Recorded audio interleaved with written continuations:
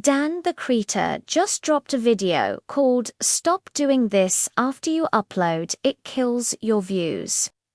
It's getting a lot of attention, but is the advice actually accurate? Today I'm putting his claims to the test. We'll look at what's true, what's a myth, and what you, as a creator, really need to focus on to grow your channel. This isn't about calling anyone out. It's about getting to the truth so we can all make better content. Let's dive in and separate fact from fiction. First up is the big one. Dan claims that editing your title or thumbnail after you upload will absolutely kill your video's performance. He argues that any change confuses the algorithm and stops your momentum dead in its tracks.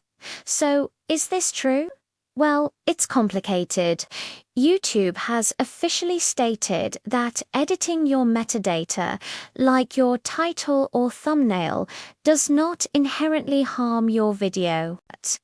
In fact, many top creators, including Mr. Beast, frequently A/B test their thumbnails after a video goes live to find the one that performs best. They wouldn't do this if it killed their views. However, there's a kernel of truth in Dan's warning. The danger isn't in the act of changing it, but in what you change it to. If your new title or thumbnail is radically different and no longer accurately represents the video's content, then yes, you could confuse the algorithm. The audience that was initially clicking might stop, and the new audience you attract might leave quickly because the video isn't what they expected. This sends negative signals like low click-through rate and poor audience retention. So, the final verdict: you can absolutely change your title and thumbnail, but make sure the change is an improvement that still aligns perfectly with your video's content. Don't make changes that would mislead your audience. Next, Don suggests that you shouldn't reply to comments immediately after uploading. His theory is that a sudden burst of your own activity replying to every comment makes the algorithm think the video's natural engagement is slowing down, so it stops pushing it. This one, I have to say, is just not supported by the facts. YouTube has been very clear that engagement is a positive signal. This includes likes, shares, and especially comments. When you, the creator, reply to comments, you are actively fostering a community and encouraging more discussion. Think about it from a viewer's perspective. If you leave a thoughtful comment and the creator responds quickly, you feel seen and valued. This encourages you and others to comment more in the future.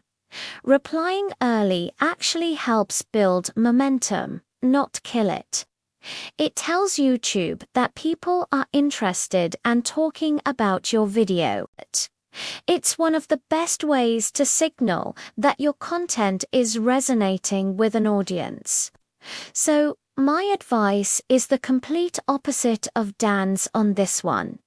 Engage early, engage often, and build that community from the moment you hit publish. Don't wait. Now, let's talk about sharing your video outside of YouTube. Dan warns against sharing your video link on platforms like Twitter, Facebook, or Reddit. He argues that traffic from these external sources often has lower watch time, which can hurt your video's performance in the algorithm. This piece of advice is a classic example of outdated information. A few years ago, this was a legitimate concern. The algorithm did seem to penalize videos that had a lot of external views with low retention. People would click from a social media post, watch for a few seconds, and then leave, tanking the video's average view duration. However, YouTube's algorithm has evolved significantly since then. Today, YouTube understands that external traffic behaves differently. It's now treated as a neutral, or sometimes even a positive, signal.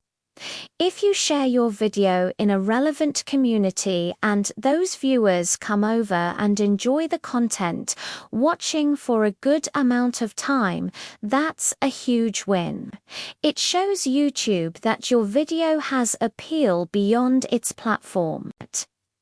The key is to share it in places where the audience is genuinely interested in your topic. Sharing a gaming video in a cooking group won't work, but sharing it in the right subreddit can kickstart your video's growth. So don't be afraid to share your work, just be smart about where you share it. Okay, this next claim from Dan is one I can actually get behind. He advises creators not to constantly refresh their YouTube Studio Analytics page right after uploading. Now, let's be clear about why this is good advice. Refreshing your analytics 1,000 times does not in any way affect the algorithm. The algorithm doesn't know or care how many times you check your stats. Your video's performance is based on viewer behavior, not your own. So why is this good advice? Because it's about protecting your mental health as a creator. Obsessively watching the view count go up or down is a recipe for anxiety and burnout. It shifts your focus from what really matters, creating the next great video, to something you have no immediate control over. True growth comes from analyzing your performance over days and weeks, not minutes and hours. Look for trends, understand what your audience responds to, and use that data to improve your content strategy. So, while Dan's reasoning about the algorithm might be off, his conclusion is spot on. For your own sanity, stop refreshing the page. Finally, Dan says you shouldn't just upload a video and then disappear. He's absolutely right about this.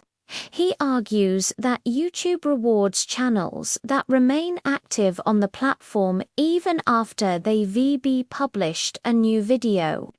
This is one of the strongest and most accurate points he makes.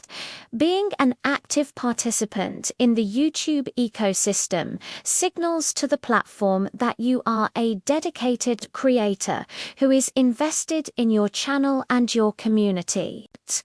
So, what does being present look like? It means responding to comments on your new video and even on older ones. It means creating and updating playlists to guide viewers to more of your content. It could even mean engaging with other creators in your niche or using the community tab to interact with your subscribers. All of these actions help keep your channel alive and buzzing with activity between uploads. It shows YouTube that your channel is a hub of engagement, which can positively influence how your videos are recommended. So yes, upload your video, but don't just walk away. Stick around, engage, and show the platform you're here to stay. So, after breaking it all down, is Dan the Creatr wrong about what kills your views? The answer isn't a simple yes or no. Some of his advice, like staying active after you upload and not obsessing over analytics, is solid and genuinely helpful for creators. But other claims, like avoiding external sharing or not replying to comments, are based on outdated or misunderstood information about how the YouTube algorithm actually works. And that's precisely why it's so important for creators to seek out clarity and not just operate based on fear-based rules. The YouTube landscape is always changing, and what worked years ago might not apply today. The goal should always be to understand the principles behind the algorithm, not just memorize a list of do's and don'ts. I hope this breakdown gave you a clearer picture. If you found this helpful and want to see more deep dives into YouTube strategy, make sure to subscribe. Thanks for watching, and I'll see you in the next one.